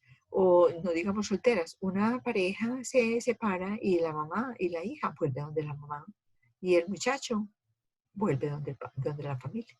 O sea, es muy normal. En otro país eso no pasaría. Él va y consigue su apartamento y se va a ir solo. Y ella va con su hijo, sus hijos y se va a ir a otro lado. Pero no, nosotros volvemos siempre al hogar y ahí nos quedamos. Y mueren los papás y nosotros nos quedamos ahí. Y probablemente los papás siempre nos van a cuidar, a levantar o vamos a vivir de cuenta de los papás. Entonces eso es muy cultural, pero la idea es que estos muchachos tengan oportunidades distintas de tomar sus propias decisiones, de hacer sus propias cosas, que tengan una comunicación efectiva, tan efectiva que sea valorado, tenido en cuenta por todos los miembros de la familia y de la comunidad. Entonces esa comunidad no tiene que ser, esa comunicación no tiene que ser oral.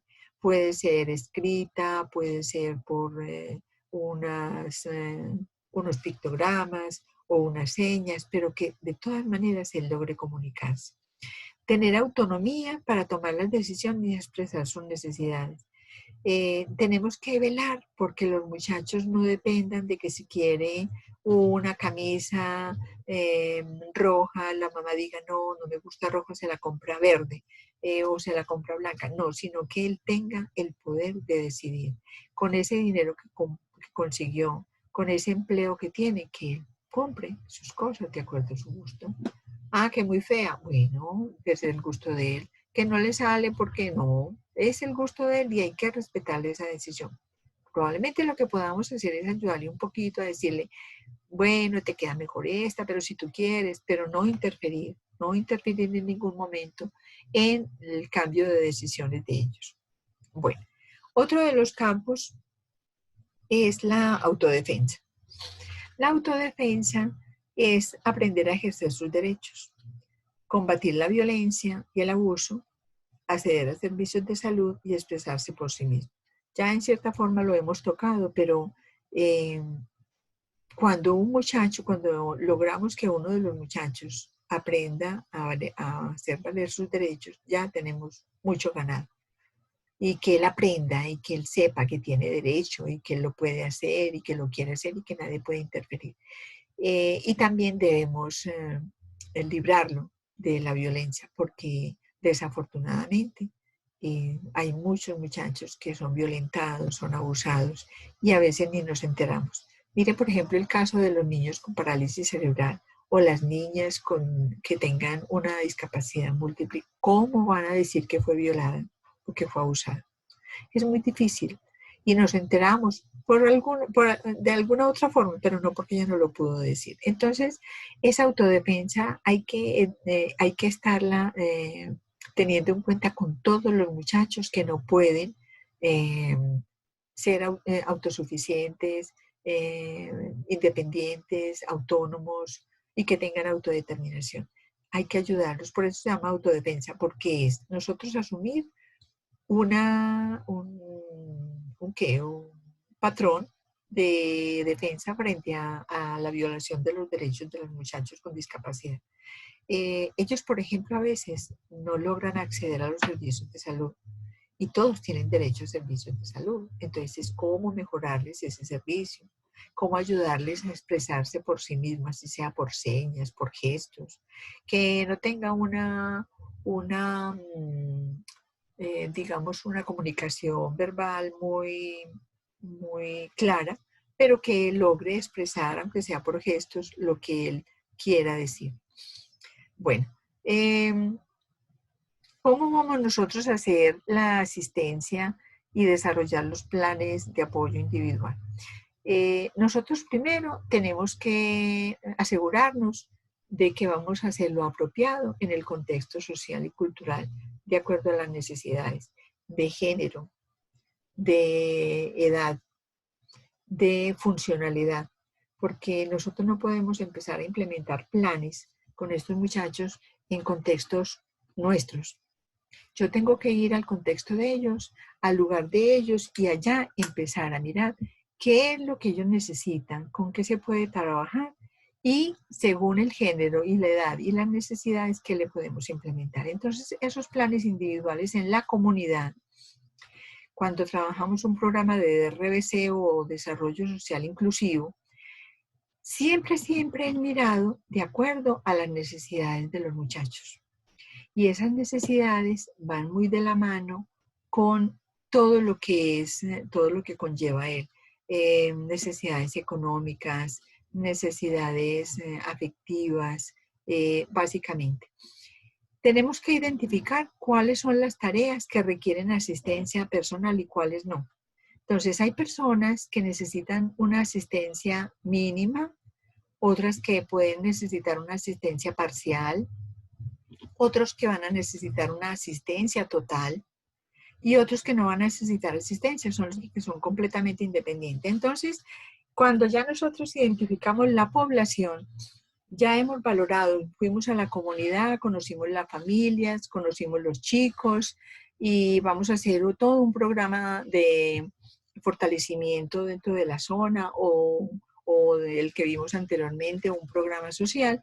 Entonces ya tenemos las familias, las conocemos, las valoramos, hicimos unas evaluaciones donde nos contaron sus chicos cuántos años tienen, qué discapacidad, para qué son buenos.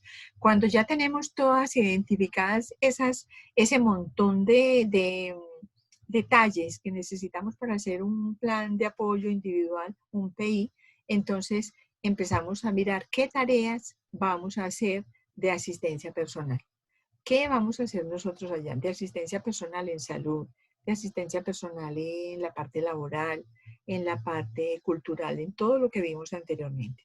Vamos a empezar a revisar las diferentes opciones de asistencia con el personal disponible que tengamos en la localidad. Entonces, acuérdense que esto lo vamos a hacer es con voluntarios. Entonces, no vamos a estar pendientes de qué profesionales me van a ir allá a cobrar un salario por ir una hora, no, sino dentro del personal que hay en la localidad, ¿quién me sirve? ¿Para qué? Entonces, esa es la segunda tarea que tenemos que hacer, empezar a indagar que hay un médico, listo, ese médico nos va a ayudar con la parte de salud, que hay un estudiante de derecho y que ya va muy adelante, nos puede servir para que nos haga unas prácticas o nos ayude con lo que sabe en la parte de justicia, autodefensa, lo demás. O, por ejemplo, que hay una maestra o una psicóloga o unas personas expertas que aunque no tengan título, pero saben hacer muchas cosas. Ese es el personal del cual nosotros vamos a pegarnos para poder utilizar y hacer un buen trabajo. Entonces, esa parte la ubicamos, la detectamos y empezamos a comunicarnos, a hacer reuniones con todo ese personal para empezar a asignar tareas o ver cuáles son las tareas que cada uno nos puede y nos quiere realizar. Entonces, cuando ya logramos esto, llegamos a acuerdos. Entonces vamos a hacer unos acuerdos escritos que van a ser como unos tipos de asociatividad, de convenios, de alianzas temporales o un contrato simple donde diga que como voluntario él nos va a apoyar en una tarea específica que es esta tal cual y que ese trabajo va a ser pagado si es que tengo dinero o va a ser voluntario, pero que nosotros no podemos cubrirle nada legalmente ni tiene derecho a nada. Eso tiene que ser muy específico, eso nos lo ayuda a hacer un abogado en la parte institucional o una contadora, donde las expertas en contratos que nos digan legalmente para que esa persona después crea que nosotros tenemos dinero, que estamos manejando dinero o empecemos a hacer unas actividades lucrativas y entonces diga, ya tienen dinero, entonces que me paguen. El que es voluntario, es voluntario. Si desde un principio no encuentro a alguien voluntario, pero tengo con qué pagar una hora de una asesoría, un seguimiento, un servicio, entonces lo pago y hago un documento donde simplemente le digo que le pago por ese trabajo. Entonces, esto es muy delicado y lo tenemos que manejar muy bien porque en la comunidad se puede prestar a malos entendidos porque, les repito, el trabajo en comunidad casi todo es voluntario. Puedo pagar si tengo dinero, si es rico, porque cuando yo puedo y tengo la posibilidad de hacer un proyecto, un programa dentro de una comunidad y que yo lo pueda pagar, entonces me da la seguridad de el seguimiento y de la constancia y de que ese programa se va a poder realizar hasta el final. No voy a tener inconvenientes de que el voluntario se fue o que se aburrió o que ya no quiere trabajar. Entonces todo eso se hace de manera escrita. Y regularmente estar revisando todos los cambios que se dan, todas las condiciones que se firmaron, las actividades que se están desarrollando, si se están cumpliendo las metas o no. Ojalá que haya siempre un informe que se presente de esa actividad, que ese informe me diga en qué va ese programa. Bueno, ¿cómo apoyar a las personas con discapacidad? Entonces, para apoyar a las personas con discapacidad, nosotros tenemos que poner a disposición redes de apoyo. Lo que ya hemos hablado, que sean incluidas dentro de la vida en la comunidad y las que no tienen hogar, hacerlos sentirse acogidos o buscarles lugares donde puedan vivir dignamente.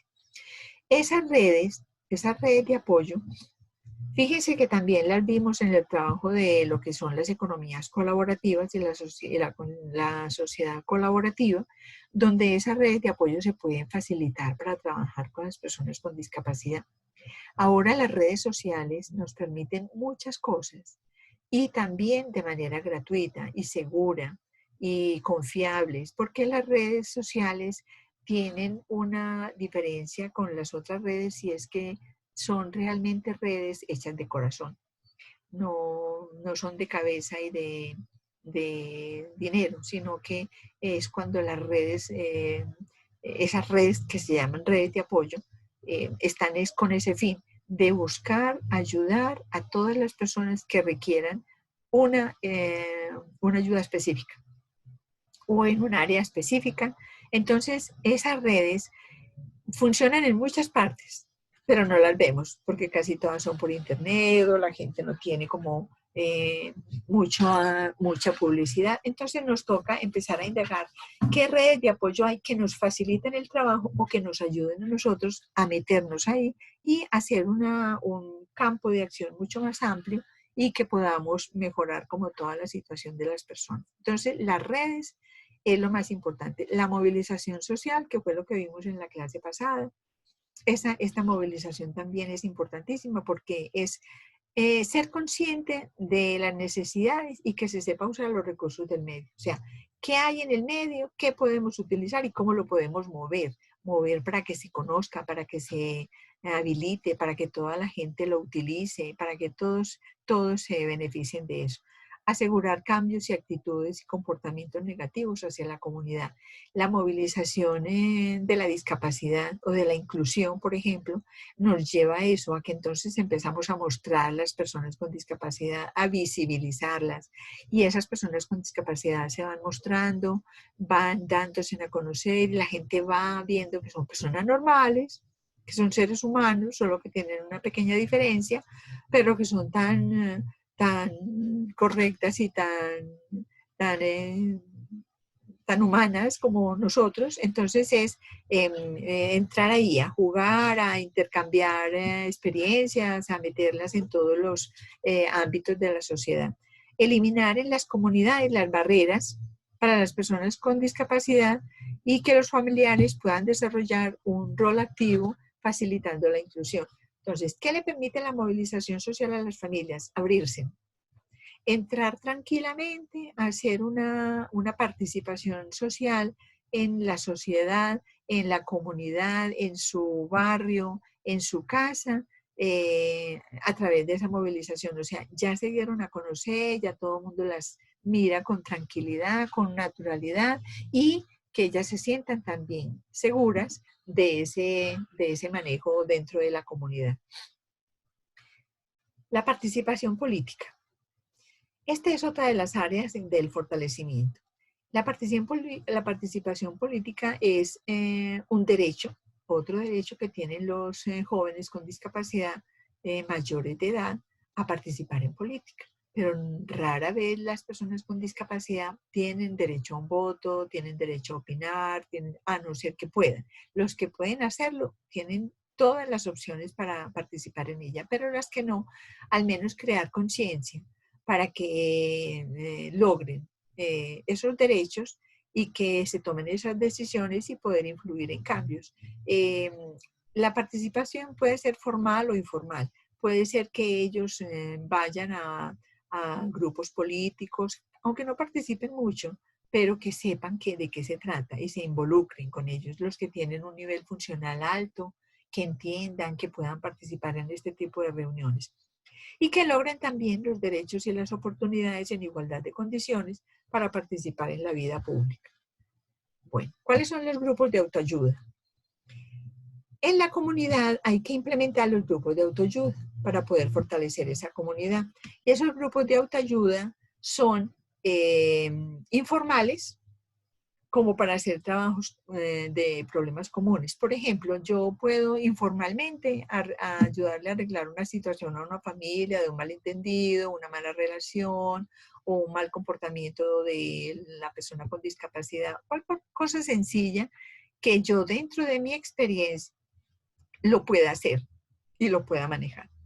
Que el propósito sea mejorar esa situación, nada más. No meterme en la vida del otro, ni involucrarme tampoco, sino mejorar una situación que se esté presentando.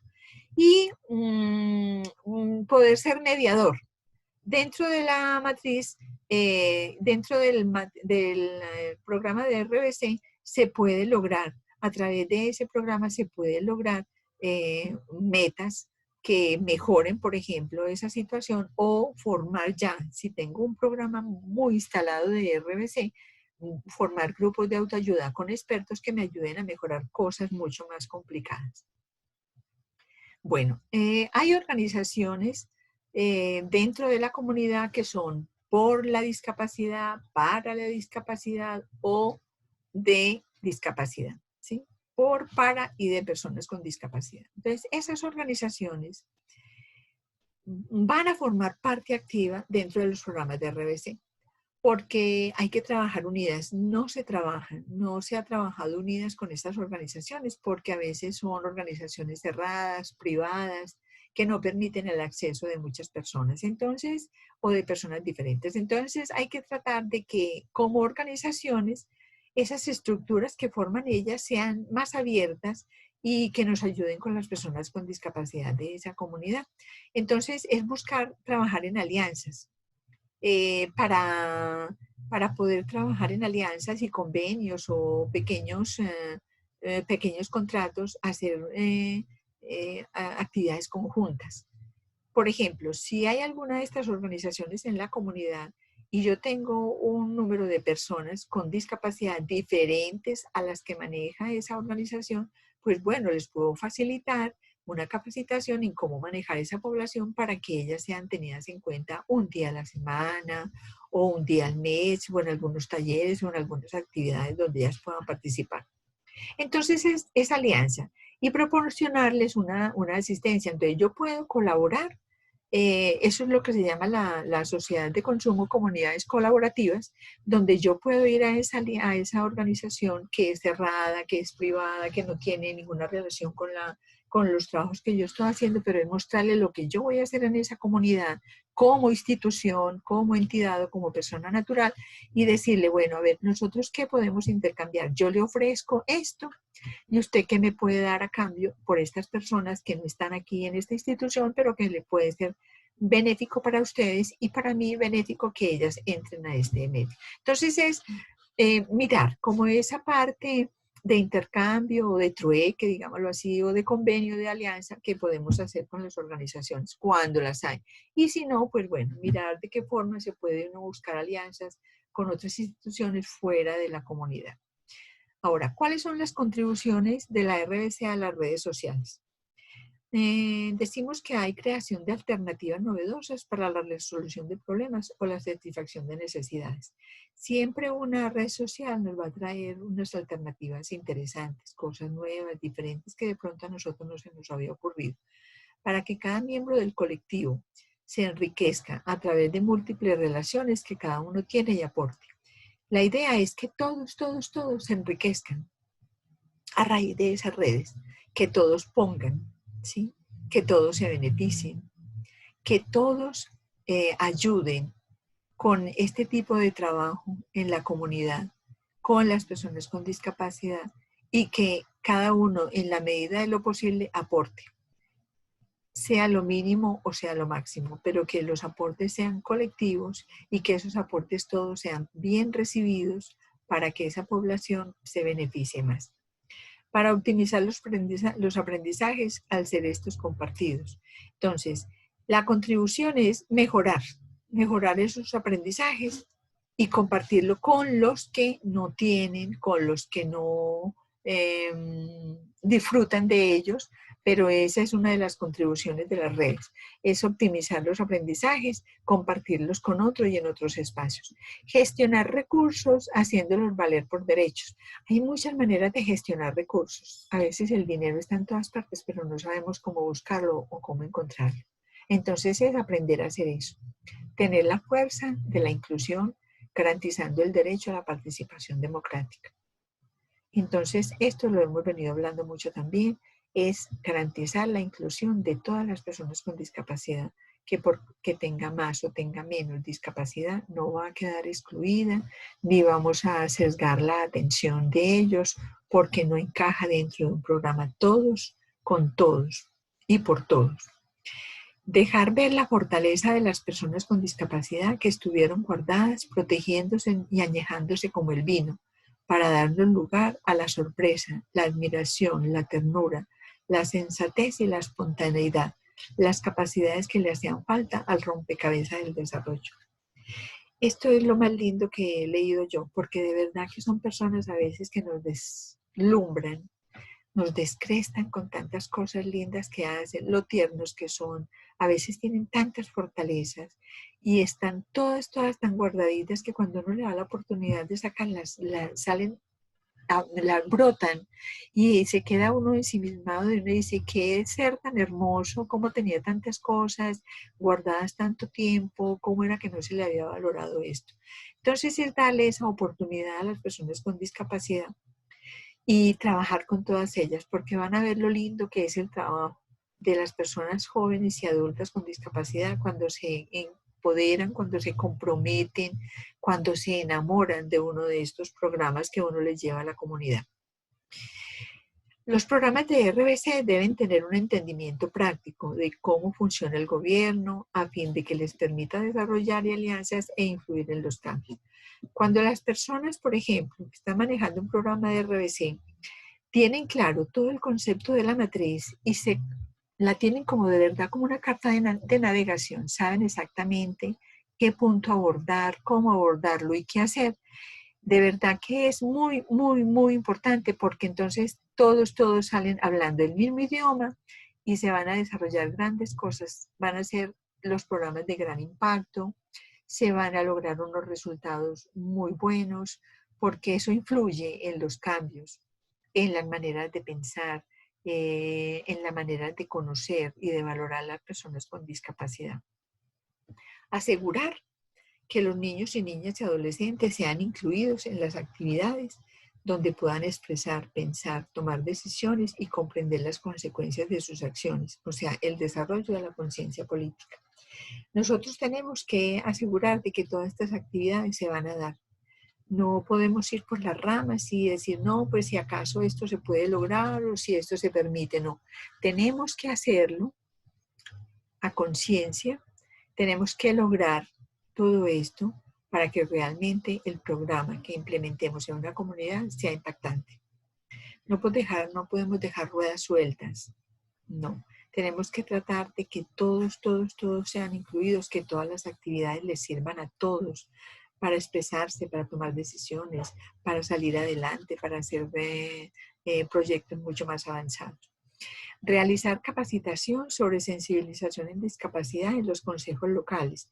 Cuando hay este tipo de consejos, cuando hay programas de acción comunal, cuando hay líderes, cuando hay muchas personas en el medio que no han trabajado con la discapacidad, a nosotros nos compete hacer una capacitación para que ellos realmente se valoren y estén a la altura con las personas con discapacidad, porque si van a hacer ese proyecto con nosotros, entonces tienen que saber cómo hacerlo.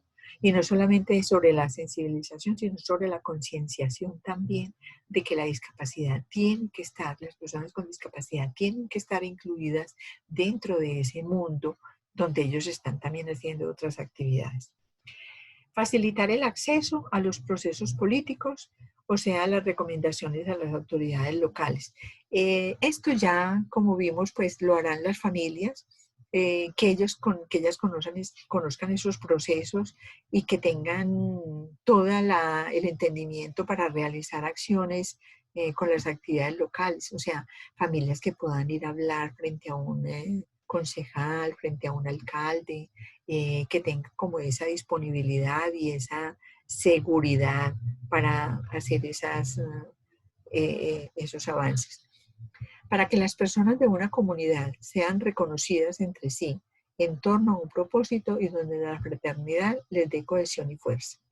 Bueno, eso ya lo hemos hablado ya mucho. Ayuda a conformar las redes de servicio para personas con discapacidad y sus familias. Es muy importante meter a las mamás en las redes de servicio. O sea, estas redes de servicio no pueden ser para nosotros solos, no. Tienen que ser con apoyo de las familias para que ellas se beneficien, que sean las directamente involucradas. Es más, ojalá ellas mismas las armaran, que no sean redes que nosotros les armemos, sino que ellas mismas las hagan, que ellas mismas participen, las funden, las organicen y que tengan también apoyo de toda su familia y las personas con discapacidad. Otra de las contribuciones de la RBC es detectar las necesidades laborales, residenciales, sociales y de vida comunitaria de esta población. La idea de detectar las necesidades laborales y residenciales no solamente para detectar, sino para hacer ese tipo de cambios, como dijimos, para abordarles esas necesidades en la manera posible, sin convertirnos en asistencialismo. No, es solamente darle las herramientas para que esas necesidades laborales las consiga, para que esos problemas de residencia los arreglen, para que las relaciones sociales también cambien y para que esa vida comunitaria sea mejor. Entonces es darle las herramientas, pero no vamos nosotros a darles todo. Como dicen por ahí, no le damos el pescado, sino que le enseñamos a pescar. Comprender qué pasa y qué situación se vive en la comunidad. Eso lo tenemos que detectar desde un principio. Es una de las contribuciones es que la RBC sí se mete mucho en la comunidad, que logra entender la situación, los problemas, cómo se vive, qué les falta, qué necesidades tiene, qué se puede implementar. Esa es la ventaja, porque ya va a permitir que todas estas situaciones que se viven ahí, nosotros las podamos abordar o manejar de una manera que ya las puedan solucionar. Nosotros no les vamos a dar absolutamente nada, les vamos a ayudar a conseguir, les vamos a ayudar a solucionar, les vamos a ayudar a ver las cosas desde otro punto de vista, desde otro ángulo, para que ellas puedan mejorar su situación. Entonces, no pensemos que es que esto va a ser muy fácil porque les vamos a dar todo, ¿no? Y entonces ellas felices, no es eso. Vamos es solamente a facilitarles el que vean otra realidad, el que vean otras situaciones y se hagan a otros servicios. Conocer el discurso comunitario con el fin de identificar cuáles son las necesidades, los recursos, las potencialidades y los modos en que se construye la cotidianidad. Concienciar a la familia, a la persona con discapacidad y a la comunidad de que ellos son dueños de su propio destino y responsables de su propia rehabilitación. Crear conciencia también es una de las cosas más importantes y eso va en el trabajo con la familia. Cuando yo creo conciencia, entonces realmente es cuando ya las familias pueden avanzar solitas. Ya ellas saben qué hacer, cómo lo van a hacer, mejoran su situación y mejoran la de los demás y se hacen responsables de todo eso, de los hijos, de sus procesos de rehabilitación. Como les decía, cuando ellas ya han sanado, pueden empezar a ayudar a sanar a su hijo. y ese proceso de rehabilitación se va a dar con más fuerza con la ayuda de ella y se van a lograr resultados mucho más positivos. Orientar a la comunidad para encontrar estrategias que permitan definir alternativas de los qué, cómo, con quiénes, dónde y para qué, ya hacia dónde va la comunidad. Eso es todo un trabajo que se les empieza a hacer a las familias, a los líderes y a los miembros de la comunidad para que ellos empiecen a buscar alternativas de cómo mejorar su situación familiar, su situación personal y su comunidad. Entonces, eso se va dando paulatinamente, pero es una de las cosas que se ofrece dentro de la RBC. Todo este plan de trabajo que se puede organizar. Y participar en la construcción y la reconstrucción del tejido social, familiar y afectivo. Ya hemos dicho mucho de esto, es la parte más importante. Construir y reconstruir las familias, ayudarlas, mejorarlas y que cuando eso se dé ya las familias estén felices porque han logrado recuperar como su entorno, su parte afectiva.